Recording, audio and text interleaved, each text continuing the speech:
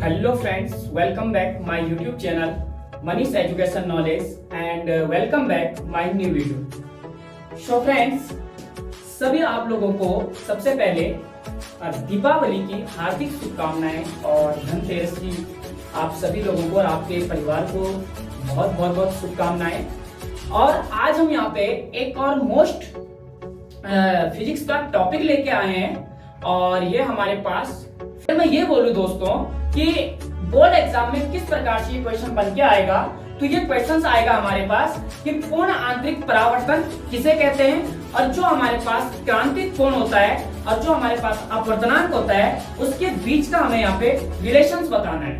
Okay friends, तो मैंने यहाँ पे ऑलरेडी यहाँ पे पहले इसको कर रखा है। मैं इसको प्रयास करूंगा अच्छे से आप लोगों तक एक्सप्लेन करने की और उम्मीद करूंगा कि आप लोगों को ये 100% समझ में आए।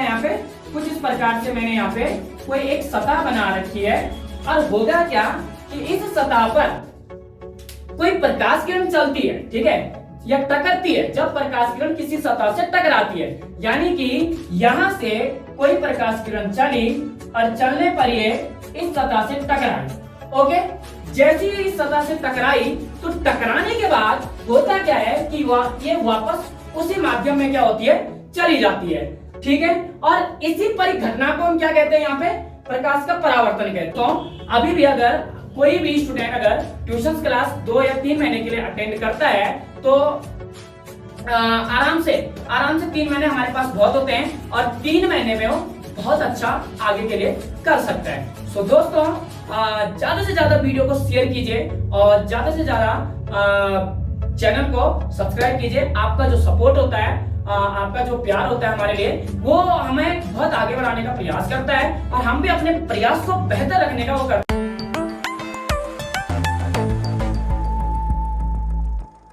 Hello friends, welcome back my YouTube channel Manish education knowledge and welcome back my new video. So friends, सभी आप लोगों को सबसे पहले दीपावली की हार्दिक शुभकामनाएं और धनतेरस की आप सभी लोगों को और आपके परिवार को बहुत शुभकामनाएं। और आज हम यहाँ पे एक और मोस्ट फिजिक्स का टॉपिक लेके आए हैं और ये हमारे पास फिजिक्स की जो बुक नंबर 2 है, यानी कि पार्ट 2, उससे हमारे पास रिलेटेड एक महत्वपूर्ण टॉपिक है। तो आप सभी लोगों को इस टॉपिक को बहुत अच्छे से क्लियर करना है और मैं यहाँ पे प्रयास करूंगा टॉपिक को अपनी तरफ से 100% आप लोगों तक क्लियर करवाने की। यदि आप लोगों को कहीं पे समझ में नहीं आता है फ्रेंड्स, तो आप सभी लोग कमेंट बॉक्स में कमेंट कर सकते हैं। उस टॉपिक पे मैं यहाँ पे दोबारा से वीडियो बना लूंगा, ठीक है। तो चलो स्टार्ट करते हैं आज का मोस्ट इंपोर्टेंट टॉपिक। तो ये टॉपिक जो है हमारे पास, तो यहाँ पे हमारे पास देखो, जो हमारे पास एग्जाम में क्वेश्चंस बन के आएगा यहाँ पे, तो क्वेश्चंस कुछ इस प्रकार से बन के आएगा कि पूर्ण आंतरिक परावर्तन किसे कहते हैं, कि पूर्ण आंतरिक परावर्तन किसे कहते हैं, क्रांतिक कोण सघन माध्यम के अपवर्तनांक में संबंध बताइए। मतलब अगर मैं ये बोलूं दोस्तों कि बोर्ड एग्जाम में किस प्रकार से ये क्वेश्चन बन के आएगा, तो ये क्वेश्चंस आएगा हमारे पास कि पूर्ण आंतरिक परावर्तन किसे कहते हैं और जो हमारे पास क्रांतिक कोण होता है और जो हमारे पास अपवर्तनांक होता है उसके बीच का हमें यहाँ पे रिलेशंस बताना है। ओके फ्रेंड्स, तो मैंने यहाँ पे ऑलरेडी यहाँ पे पहले इसको कर रखा है। मैं इसको प्रयास करूंगा अच्छे से आप लोगों तक एक्सप्लेन करने की और उम्मीद करूंगा कि आप लोगों को ये 100% समझ में आए। सो फ्रेंड्स, चलो हम स्टार्ट करते हैं यहाँ पे क्लास 12 का जो हमारे पास मोस्ट इंपोर्टेंट टॉपिक है। तो मैं एक आपको सबसे पहले एक छोटी सी चीज यहाँ पे कुछ पॉइंट में रखना चाहूंगा दोस्तों, कि अगर आप लोगों को चाहे फिजिक्स हो, केमिस्ट्री हो या मैथ्स हो, कोई भी टॉपिक अगर आपको पढ़ना है तो दोस्तों उसको पढ़ने के लिए आपका बेसिक कॉन्सेप्ट क्लियर होना बहुत जरूरी है। क्योंकि दोस्तों जब तक आपका बेसिक कॉन्सेप्ट क्लियर नहीं होगा तो आप उस टॉपिक को क्लियर नहीं कर पाओगे। क्योंकि अगर टॉपिक को क्लियर करना है, चैप्टर को अच्छे से समझना है, तो चैप्टर या टॉपिक को अच्छे से समझने के लिए हमें यहाँ पे बेसिक का पता जरूर होना चाहिए। तो जैसे मैं यहाँ पर इस टॉपिक को पढ़ाऊंगा तो इस टॉपिक को पढ़ाने से पहले मैं कुछ बेसिक चीजों के बारे में यहाँ पे बात करूंगा जो इस टॉपिक के अंदर यहाँ पे आएंगे। तो ऐसे में क्या होगा दोस्तों कि ये टॉपिक आपको और भी अच्छे से क्लियर हो जाएगा। ओके, तो चलो हम स्टार्ट करते हैं। तो जैसे कि मैंने बताया कि इसके अंदर दो क्वेश्चंस बन के आ रहे हैं हमारे पास। सबसे पहली कंडीशन से है कि पूर्ण आंतरिक परावर्तन किसे कहते हैं और क्रांतिपूर्ण सघन माध्यम के अपवर्तनांक में हमें यहाँ पे संबंध बताना है। ठीक है, तो मैं यहाँ पे सबसे पहले आप लोगों को बताने का प्रयास करूंगा कि यहाँ पे परावर्तन किसे कहते हैं, क्योंकि जब तक आप लोग परावर्तन नहीं समझ पाओगे तब तक आप लोग पूर्ण आंतरिक परावर्तन के बारे में नहीं आपको समझ में आएगा। फिजिक्स समय इसीलिए हमें फिजिक्स टफ लगती है क्योंकि हमें बेसिक उस चीज का पढ़ते नहीं है। ठीक है, सीधा चैप्टर के अंदर हम घुस जाते हैं। तो बेसिक पढ़ो, पहले हम इसका बेसिक पढ़ाने का प्रयास करेंगे यहाँ पे। तो मैंने जैसे कि अभी बताया कि पूर्ण आंतरिक परावर्तन को पढ़ने से पहले हम पढ़ेंगे यहाँ पे कि परावर्तन किसे कहते हैं। जब आप लोगों को परावर्तन क्लियर हो जाएगा तब आप यहाँ पे पूर्ण आंतरिक परावर्तन को इजीली समझ पाओगे। ठीक है फ्रेंड्स, तो सबसे पहले मैं आपको यहाँ पे परावर्तन की डेफिनेशंस बता देता हूं और वो डेफिनेशन मैंने इधर लिखी हुई है, तब हम यहाँ पे पूर्ण आंतरिक परावर्तन को क्लियर करने का प्रयास करेंगे। तो सबसे पहले हम यहाँ पे परावर्तन को समझेंगे। तो परावर्तन क्या होता है? जब प्रकाश किरण किसी सतह से टकराती है और टकराने के बाद पुनः वापस उसी माध्यम में लौट जाती है, इस परिघटना को हम प्रकाश का परावर्तन कहते हैं। ओके फ्रेंड्स, बहुत इजी है, थोड़ा सा चीजों को समझना है। बाकी देखो फिजिक्स में डायग्राम क्लियर होना चाहिए, इजीली हो जाएगा। तो इसने क्या बोला कि देखो जब प्रकाश किरण किसी सतह से टकराती है, मान के चलो आपके पास कुछ इस प्रकार से यहाँ पे कोई एक सतह है। ठीक है, ये हमारे पास क्या है, यहाँ पे कुछ इस प्रकार से मैंने यहाँ पे कोई एक सतह बना रखी है और होगा क्या कि इस सतह पर कोई प्रकाश किरण चलती है। ठीक है, या टकरती है। जब प्रकाश किरण किसी सतह से टकराती है, यानी कि यहां से कोई प्रकाश किरण चली और चलने पर ये इस सतह से टकराई। ओके, जैसे ही इस सतह से टकराई तो टकराने के बाद होता क्या है कि ये वापस उसी माध्यम में क्या होती है, चली जाती है। ठीक है, और इसी परिघटना को हम क्या कहते हैं, यहाँ पे प्रकाश का परावर्तन कहते हैं। यानी कि ये प्रकाश किरण जो है इस सतह से टकराई और टकराने के बाद वापस उसी माध्यम में ये यहाँ पे चली जाती है, तो इस परिघटना को हम क्या बोलते हैं, यहाँ पे प्रकाश का परावर्तन कहते हैं। ठीक है, अभी यहाँ पे कुछ और पॉइंट हम यहाँ पे नोट करेंगे। अब हम यहाँ से इसके बीच में ये जो डॉट डॉट डॉट वाली लाइन डालेंगे, ये हमारे पास एक अभिलंब है, ये हमारे पास एक अभिलंब है। अब फ्रेंड्स यहाँ पे एक एक चीज को आपको अच्छे से समझना होगा। तो जैसे मैंने बताया कि प्रकाश का परावर्तन क्या होता है कि जब प्रकाश किरण, कोई प्रकाश किरण है और वो जब क्या होती है किसी सतह से टकराती है, तो किसी सतह से टकराने के बाद वो वापस उसी माध्यम में चली जाती है, तो इस परिघटना को हम क्या कहते हैं, प्रकाश का परावर्तन कहते हैं। अगर आप लोग यहाँ पे देखो तो डेफिनेशन भी लिखी हुई है और फिगर मैंने पहले से भी बना रखा है और ऑलरेडी मैं यहाँ पर भी मैं यहाँ पर भी बना चुका हूँ। ठीक है, तो मैं एक बार रिपीट कर देता हूँ ताकि आप लोगों को अच्छे से क्लियर हो जाए कि जब प्रकाश किरण किसी सतह से टकराती है और टकराने के बाद पुनः वापस उसी माध्यम में लौट जाती है, तो इस परिघटना को हम क्या कहते हैं, प्रकाश का परावर्तन कहते हैं। जैसे कि तुम्हें इस वाले डायग्राम में भी दिख रहा होगा, इस वाले डायग्राम में भी दिख रहा होगा। अब होता क्या है फ्रेंड्स कि मान के चलो कि जो हमारे पास ये वाली प्रकाश किरण है, इसको मैं यहाँ पे ए और इसको मैं यहाँ पे बी से रिप्रेजेंट कर रहा हूं। पहली प्रकाश किरण मेरे पास मान के चलो ए बी है और दूसरी प्रकाश किरण मेरे पास जो है वो मान के चलो वो मेरे पास यहाँ पे बी है और इधर मैं मान के चलता हूं कि मेरे पास क्या यहाँ पे सी है। तो ये हो गई मेरे पास दो प्रकाश किरण, पहली प्रकाश किरण ए बी, दूसरी प्रकाश किरण बी सी। दोनों के बीच में मैंने एक अभिलंब डाल रखा है। तो होता क्या है फ्रेंड्स, यहाँ पर जो ये ए बी प्रकाश किरण होता है इसका भी अपना कुछ नाम होता है, जो हमारे पास ये बीसी प्रकाश किरण है इसका भी हमारे पास कुछ नाम है, जैसे कि हमारे पास ये अभिलंब है। तो मैं आप लोगों की जानकारी के लिए यहाँ पे बता दूं कि जो हमारे पास ये वाली प्रकाश किरण होती है, ये जो ए बी प्रकाश किरण जिसको मैं कह रहा हूं, इसको हम बोलते हैं आपतित किरण, इसको हम बोलते हैं आपतित किरण, जो कि मैंने यहाँ पे लिखा हुआ है। ओके ठीक है, अब यहाँ पे ये प्रकाश किरण जो आ रही है इसको हम आपतित किरण बोलते हैं। जैसे ये सतह से टकराती है तो टकराने के बाद ये वापस उसी माध्यम में चली जाती है।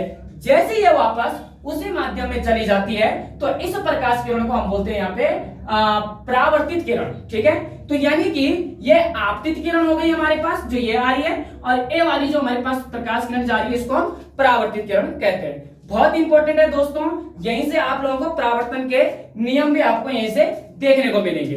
अब इसके बाद देखो, अब इसके बाद कुछ चीजें और हैं कि जो हमारे पास ये आपतित किरण है ये, ठीक है, मैं यहाँ पे लिख देता हूं कि ये हमारे पास यहाँ पे आपतित किरण है।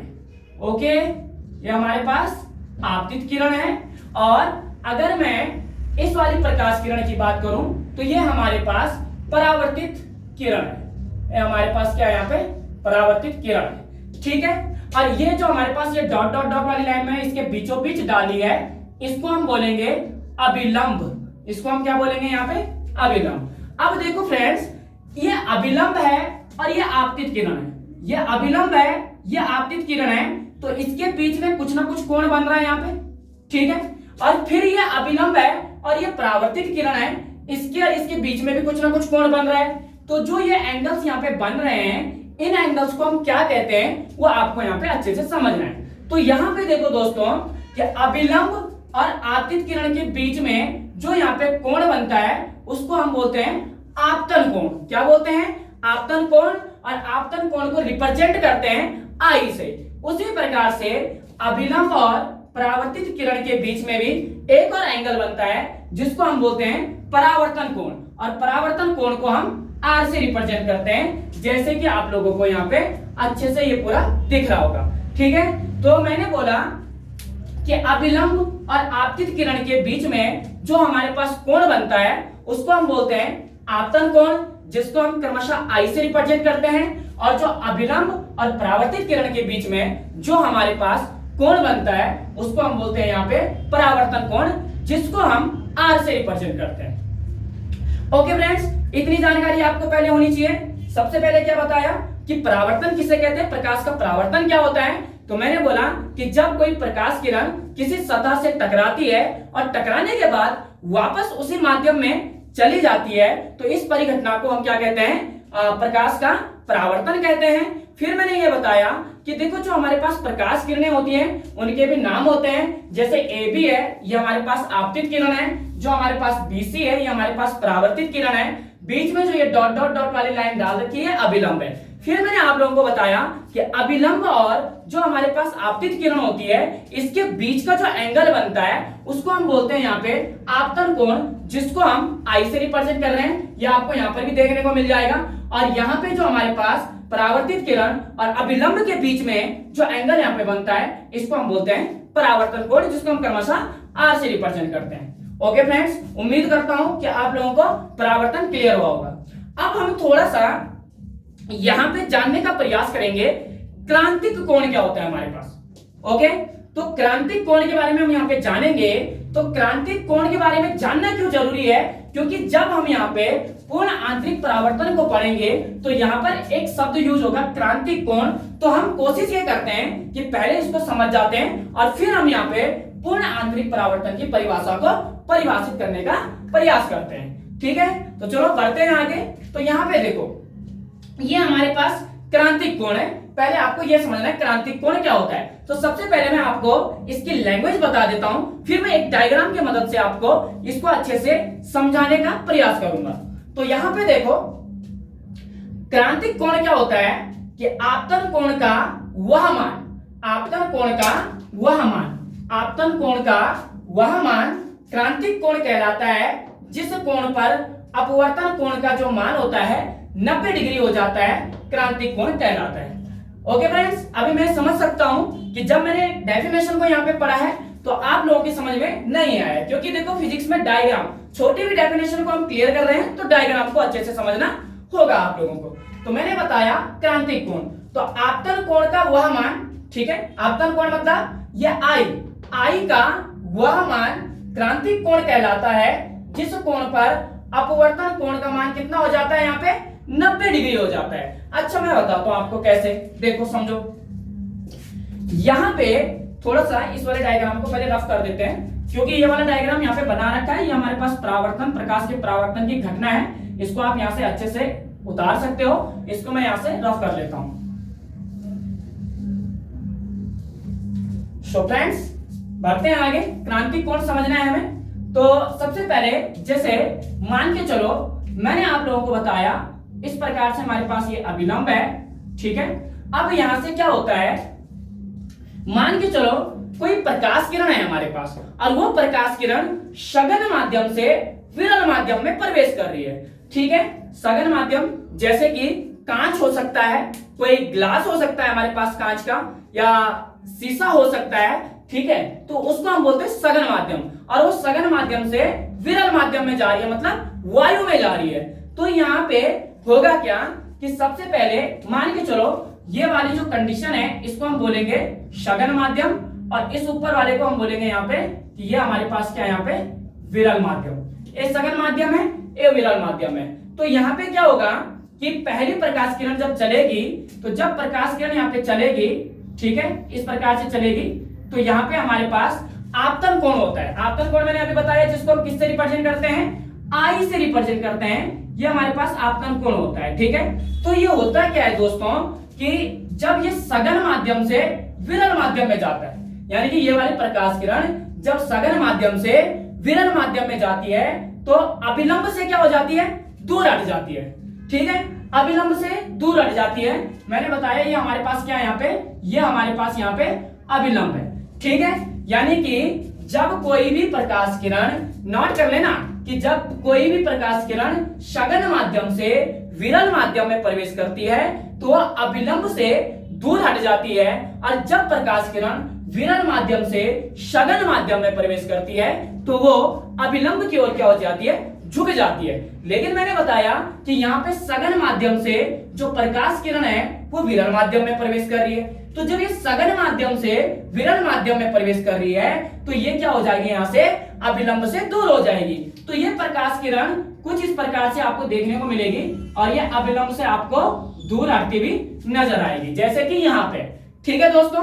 अब अगर मैं ये बोलूं कि मैं आई का मान थोड़ा सा बढ़ा दूं, यानी जो हमारे पास आपतन कोण है, इस आपतन कोण का मान मैं बढ़ा दूं, तो जितना मैं यहाँ से आपतन कोण का मान बढ़ाऊंगा उतना यहाँ पर ये वाली जो प्रकाश किरण है यह अभिलंब से दूर हटती जाएगी, ठीक है। तो यहाँ पे मैंने फिर से एक और डायग्राम बनाया कुछ इस प्रकार से, और यहाँ से मैंने आई का मान मैं थोड़ा बढ़ा देता हूँ, ठीक है। तो मैं आई का मान यहाँ से थोड़ा बढ़ा देता हूँ, ये मैंने यहाँ से आई का मान बढ़ा दिया। तो यहाँ पर जो अभिलंब है वो थोड़ा सा और, मतलब जो ये अभिलंब है ये अभिलंब से थोड़ा और क्या हो जाएगी, साइड हो जाएगी, मतलब अभिलंब से थोड़ा दूर और हो जाएगी, ठीक है। यानी कि जब जब हम यहाँ पे आई यानी कि आपतन कोण का मान बढ़ाते जाएंगे तो ये अभिलंब जो हमारे पास जो ये वाली प्रकाश किरण है ये अभिलंब से दूर होती जाएगी। और एक स्थिति ऐसी आएगी फ्रेंड्स कि जब यहाँ पर ये वाली प्रकाश किरण जो है, जब हम आई का मान बढ़ाते रहेंगे तो एक स्थिति हमारे पास इस प्रकार से क्रिएट हो जाएगी कि जो ये हमारे पास यहाँ पर ये वाली प्रकाश किरण है, ये वाली प्रकाश किरण सीधा यहाँ पर इस वाले रेखाखंड से यहाँ पर क्या हो जाएगी, मिल जाएगी। मतलब जिस प्रकार से देखो मैंने यहाँ पर भी बना रखा है, यहाँ पर ये पहला डायग्राम है, ये दूसरा डायग्राम है और ये तीसरा डायग्राम है। तो तीसरे डायग्राम में देखो ये वाली जो रेखा है यहाँ पर ये पूरा इस वाली रेखा से मिल जाती है। तो इस स्थिति में देखो यहाँ पे ये हमारे पास कितना डिग्री का एंगल बन गया, यहाँ पे 90 डिग्री का एंगल बन गया, जिसको हम एक समकोण के नाम से भी जानते हैं। अब थोड़ा सा लैंग्वेज को पढ़ने का प्रयास करो तो ज्यादा क्लियरली आपको समझ में आएगा कि आपतन कोण का वह मान क्रांतिक कोण कहलाता है। आपतन कोण मतलब आई का वह मान क्रांतिक कोण कहलाता है जिस कोण पर अपवर्तन कोण का मान कितना हो जाता है, 90 डिग्री हो जाता है। जिस कोण पर अपवर्तन कोण का मान 90 डिग्री हो जाता है क्रांतिक कोण कहलाता है। क्लियर? उम्मीद करूंगा कि आपको क्रांतिक कोण भी क्लियर हुआ होगा। एक और इसकी डेफिनेशन मैंने यहाँ पे लिखी है क्रांतिक कोण की, कि जिस आपतित कोण पर अपवर्तन कोण 90 डिग्री हो जाता है क्रांतिक कोण कहलाता है। आप ऐसा भी बता सकते हो, दोनों डेफिनेशन में से कोई भी लैंग्वेज आप यहाँ पे लिख सकते हो।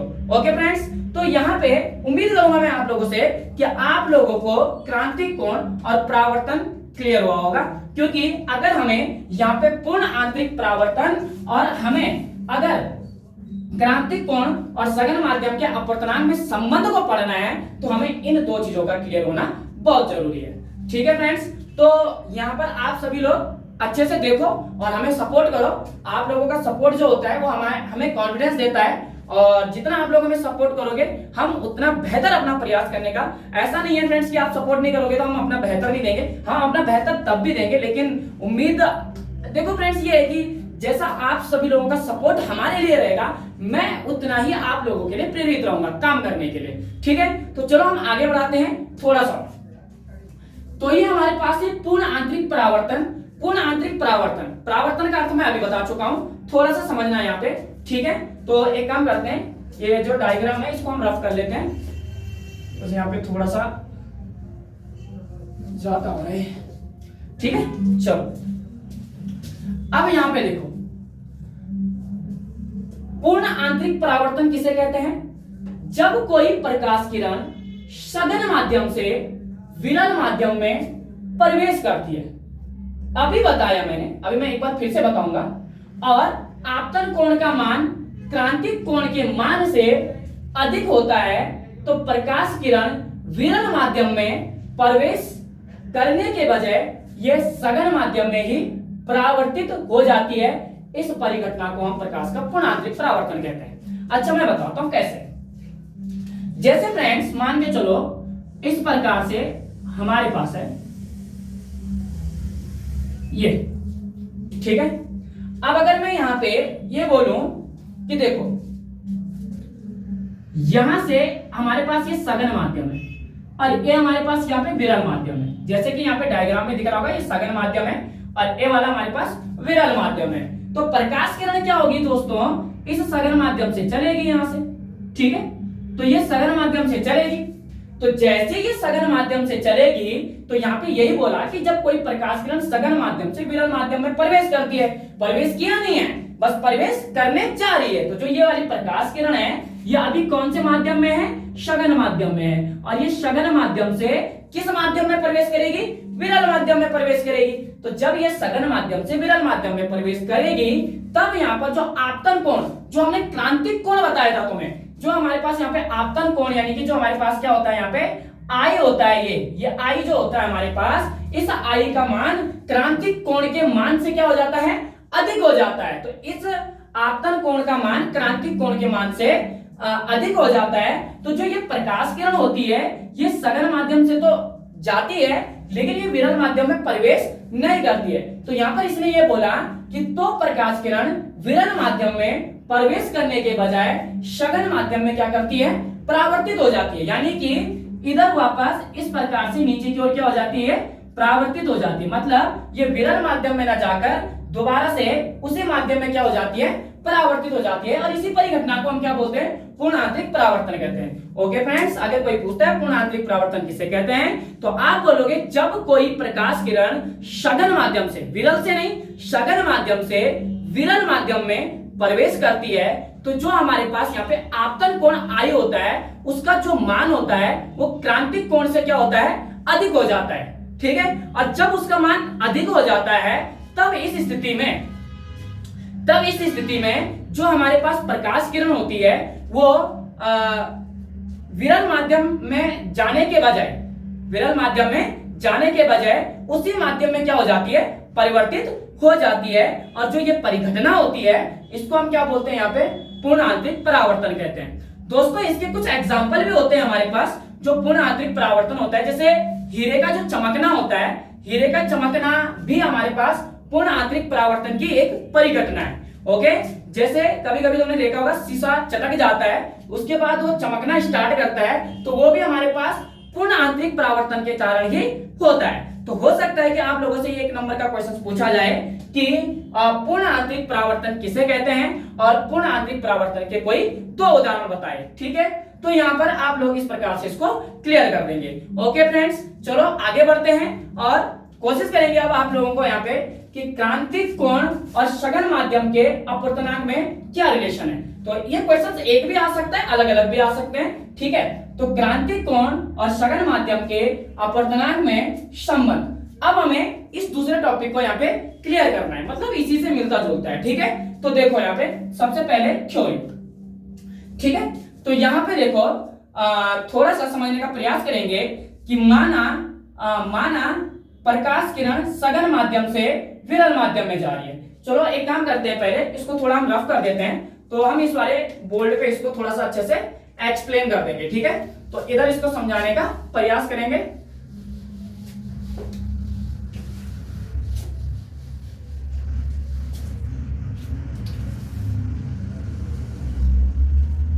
तो क्रांतिक कोण सघन माध्यम के अपवर्तनांक में संबंध बताना है। माना प्रकाश किरण सघन माध्यम से विरल माध्यम में जा रही है। मान लो कोई प्रकाश किरण है, जैसे कि मैं अभी समझा रहा था तुम्हें, और ये प्रकाश किरण इस सघन माध्यम से विरल माध्यम में जा रही है। ठीक है, अब जो सघन माध्यम होगा, या तो हमारे पास कोई कांच होगा या कांच का गिलास होगा, तो उसको हम यहाँ पे जी से रिप्रेजेंट करेंगे। मतलब जो हमारे पास यहाँ पे सघन माध्यम होगा, उस सघन माध्यम को हम जी से रिप्रेजेंट करेंगे। क्यों करेंगे? क्योंकि उस सघन माध्यम में हमने यहाँ पे गिलास को लिया है। ठीक है, कुछ भी हो सकता है, तो हम सघन माध्यम में यहाँ पे गिलास को ले रहे हैं, और ये प्रकाश किरण जो है ये सघन माध्यम से कहां जा रही है? विरल माध्यम में जा रही है। थोड़ा सा समझने का प्रयास करो, ये सघन माध्यम से विरल माध्यम में जा रही है। विरल माध्यम मतलब ये वायु में जा रही है, और वायु को हम ए यानी कि एयर बोलते हैं। इसको हम किससे रिप्रेजेंट करेंगे? यहाँ पे ए से रिप्रेजेंट करेंगे। तो यहाँ पे जो ये सघन माध्यम से विरल माध्यम में ये प्रवेश कर रही है, तो उसके बाद क्या कह रहा है? यानी कि सघन माध्यम में आपतन कोण आई तथा विरल माध्यम में अपवर्तन कोण आर। अपवर्तन कोण आर यानी कि जो हमारे पास परावर्तन कोण होता है, उसी को हम अपवर्तन कोण कह रहे हैं। तो यहाँ पे देखो कि सघन माध्यम में आपतन कोण आई तथा विरल माध्यम में अपवर्तन कोण आर, अतः सघन माध्यम के सापेक्ष विरल माध्यम का अपवर्तनांक हम निकालेंगे यहाँ पे स्नेल के नियम से। एक बार मैं फिर से थ्योरी समझा देता हूं आपको। क्या मैंने क्या बोला कि जब कोई प्रकाश किरण सघन माध्यम से, सघन माध्यम हमने कोई गिलास लिया है और सघन माध्यम से ये विरल माध्यम में प्रवेश कर रही है। ठीक है, सघन माध्यम से विरल माध्यम में ये प्रवेश कर रही है, तब यहाँ पे सघन माध्यम में जो हमारे पास आपतन कोण होता है, यानी कि यहाँ पे जो हमारे पास सघन माध्यम है, इस सघन माध्यम में जो हमारे पास आपतन कोण आई है, और विरल माध्यम में जो हमारे पास परावर्तन कोण होता है या अपवर्तन हम इसको बोलते हैं, परावर्तन या अपवर्तन कोण जो होता है वो हमारे पास क्या होता है? आर होता है। यानी कि अतः सघन माध्यम के सापेक्ष विरल माध्यम का अपवर्तनांक, अतः सघन माध्यम के सापेक्ष विरल माध्यम का अपवर्तनांक हम निकालेंगे यहाँ पे स्नेल के नियम से। तो फ्रेंड्स, सबसे मेन होता है थ्योरी, और थ्योरी को हम एक डायग्राम से समझ सकते हैं। तो मैं यहाँ पे एक बार आपको लिख के बता देता हूं। मैंने बताया कि माना प्रकाश किरण, ठीक है, माना प्रकाश किरण सघन माध्यम से, ठीक है, कहां से?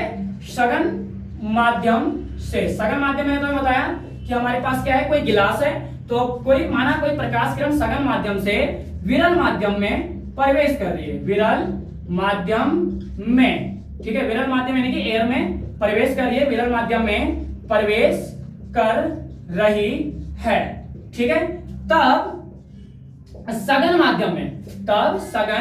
माध्यम का जो हमारे पास आपतन कोण होगा, ठीक है, आपतन कोण यानी कि आई, ठीक है, आपतन कोण यानी कि आई। थोड़ा सा बात को समझने का प्रयास करना, ठीक है, कि तब आपतन कोण आई तथा विरल माध्यम में अपवर्तन कोण क्या होगा? आर होगा। तब विरल माध्यम में परावर्तन कोण या अपवर्तन कोण आर है। यानी कि जब कोई प्रकाश किरण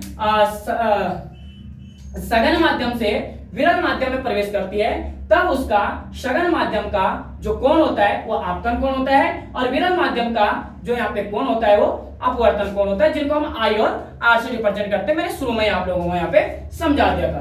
तब कह रहा है अतः सघन माध्यम के सापेक्ष, अतः सघन माध्यम के सापेक्ष विरल माध्यम का अपवर्तनांक, विरल माध्यम का अपवर्तनांक, ठीक है, स्नेल के नियम से निकालेंगे। किसके नियम से निकालेंगे? यहाँ पे स्नेल के नियम से। अब यहाँ पे आप लोगों को स्नेल का नियम पता होना चाहिए। ओके फ्रेंड्स, तो यहाँ पे ये थ्योरी मैंने अच्छे से लिखी हुई है, आप यहां से भी देख सकते हो, वहां पर भी मैंने लिख दिया एक बार और, ठीक है। कि माना कोई प्रकाश किरण सघन माध्यम से विरल माध्यम में प्रवेश कर रही है, तो सघन माध्यम में आपतन कोण I तथा विरल माध्यम में अपवर्तन कोण R है, अतः सघन माध्यम के सापेक्ष विरल माध्यम का जो अपवर्तनांक होगा उसको हम स्नेल के नियम से यहाँ पर क्या करेंगे, निकालेंगे। तो मैं इसको हटा देता हूं और फिर आपको यहाँ पे थोड़ा सा समझाने का प्रयास करता हूं कि इसको हम किस प्रकार से यहाँ पे सॉल्व करेंगे। तो यहाँ पे सबसे पहले उसके लिए आप लोगों को जानना पड़ेगा कि स्नेल का नियम क्या होता है। तो स्नेल का नियम होता है mu is equal to sine i upon sine r, यानी कि जो हमारे पास आपतन कोण की जा होती है और जो हमारे पास परावर्तन या अपवर्तन कोण की जा होती है वही हमारे पास स्नेल, उसके जो अनुपात होता है वही हमारे पास स्नेल का नियम कहलाता है। यानी कि अगर स्नेल का नियम पूछ लिया, एक नंबर में पूछ लेता है स्नेल का नियम क्या होता है, तो जो हमारे पास अपवर्तन कोण की या सॉरी जो हमारे पास आपतन कोण आई की जा और जो हमारे पास परावर्तन कोण आर की जा का जो हमारे पास अनुपात होता है, रेशोस होता है, वही हमारे पास स्नेल का क्या कहलाता है, नियम कहलाता है। ये हमारे पास होता है mu is equal to sine i upon sine r. Okay, तो हम इसको आगे बढ़ाएंगे और इस न्यूमेरिकल को यहाँ पे आगे सॉल्व करने का प्रयास करेंगे। अब यहाँ पे देखो ये बताया इसने कि यदि I इक्वल्स टू सी कर दे, यानी कि क्रांतिक कोण है C हमारे पास क्रांतिक कोण है, क्रांतिक कोण को यहाँ पे C से रिप्रेजेंट करेंगे और तब R बराबर कितना 90 डिग्री। अब थोड़ा सा यहाँ से समझने का प्रयास करना कि यदि मैं यहाँ पे I इक्वल्स टू सी कर दूं, ठीक है, I इक्वल्स टू सी कर दूं और यानी कि जो ये आपतन कोण है इसके बराबर में मैं C कर दूं और जो हमारे पास ये R है परावर्तन कोण, इसके बराबर में कितना कर दूं, यहाँ पे 90 डिग्री कर दूं, तब हमारे पास म्यू, तो जो हमारे पास यहाँ पे परावर्तन हो रहा है वो G से A तक आएगा और फिर यहाँ पे आएगा साइन और यहाँ पे आ जाएगा C, साइन C और यहाँ पे आ जाएगा R की प्लेस में जहाँ पे I था वहां पे C आ जाएगा और जहाँ पे R है वहां पे आ जाएगा साइन 90 डिग्री। ओके फ्रेंड्स, अब यहां से G म्यू A, अब यहां से देखो G म्यू A, तो साइन C हमारे पास एज इट इज रहेगा और साइन 90 की वैल्यू आप लोगों को पता है कितनी होती है, 1, जो हमारे पास साइन 90 डिग्री होता है इसकी वैल्यू कितनी होती है, 1 होती है। तो यहाँ पर साइन 90 की वैल्यू 1 आ जाएगी, फिर हम इसको लिख सकते हैं G म्यू A और ये आ जाएगा यहाँ से साइन C, क्योंकि बटे में हम 1 को नहीं शो करेंगे और इसको हम मान लेंगे कि हमारे पास समीकरण नंबर 1 है। बिल्कुल आप यहाँ पे देख सकते हो, मैंने यहाँ से कर रखा है कि यदि I इक्वल्स टू C बराबर तब R इक्वल्स टू 90 डिग्री, तो G mu A equals to sine C upon sine 90 degree. तो यहां से आपके पास एक इक्वेशन निकलेगी और इस इक्वेशन को थोड़ा सा आपको एक और टॉपिक पढ़ना पड़ेगा, उत्क्रमणीयता का सिद्धांत क्या होता है हमारे पास। उत्क्रमणीयता के सिद्धांत के अनुसार हम क्या करेंगे कि जो हमारे पास ये G म्यू A है, ठीक है, थोड़ा मैं इसको रफ कर देता हूं। उत्क्रमणीयता के सिद्धांत के अनुसार यहाँ पे जो काम होगा वो कुछ इस प्रकार से होगा कि जो हमारे पास ये G म्यू A है, यानी कि G म्यू A है, इसके बराबर हम 1 अपॉन म्यू कर देंगे, इधर A को इधर ले आएंगे और G को उधर ले जाएंगे, ठीक है।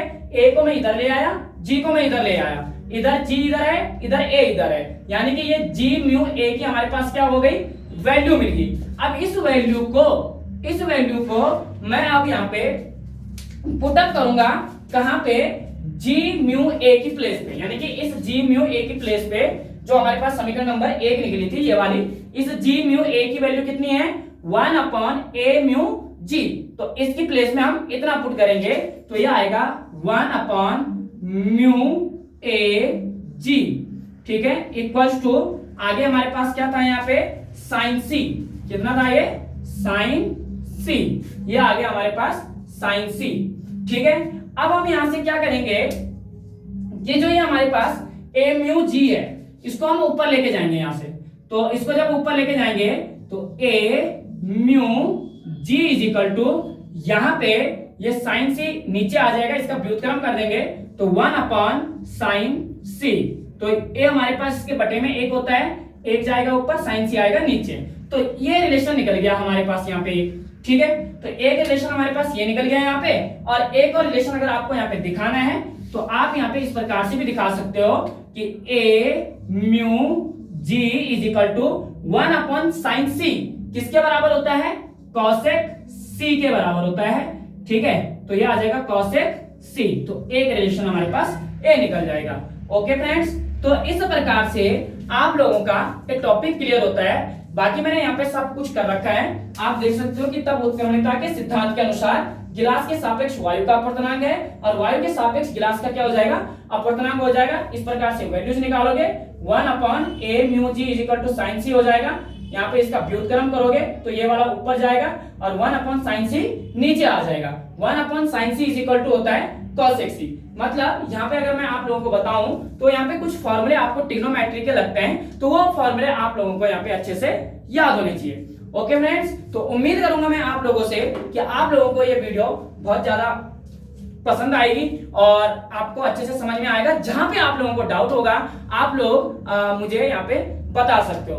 दूसरी बात दोस्तों, अभी भी अगर कोई भी स्टूडेंट अगर ट्यूशन क्लास 2 या 3 महीने के लिए अटेंड करता है तो आराम से 3 महीने हमारे पास बहुत होते हैं और 3 महीने में वो बहुत अच्छा आगे के लिए कर सकता है। सो दोस्तों, ज्यादा से ज्यादा वीडियो को शेयर कीजिए और ज्यादा से ज्यादा चैनल को सब्सक्राइब कीजिए। आपका जो सपोर्ट होता है, आपका जो प्यार होता है हमारे लिए, वो हमें बहुत आगे बढ़ाने का प्रयास करता है और हम भी अपने प्रयास को बेहतर रखने का वो करते हैं कि जितना हमसे हो सकता है हम अपने इस एजुकेशन के फील्ड में कुछ अच्छा करें और कुछ हम इसमें भी अचीवमेंट करें। सो फ्रेंड्स, मिलेंगे आप लोगों से एक नई वीडियो के साथ। तब तक जय हिंद, जय भारत।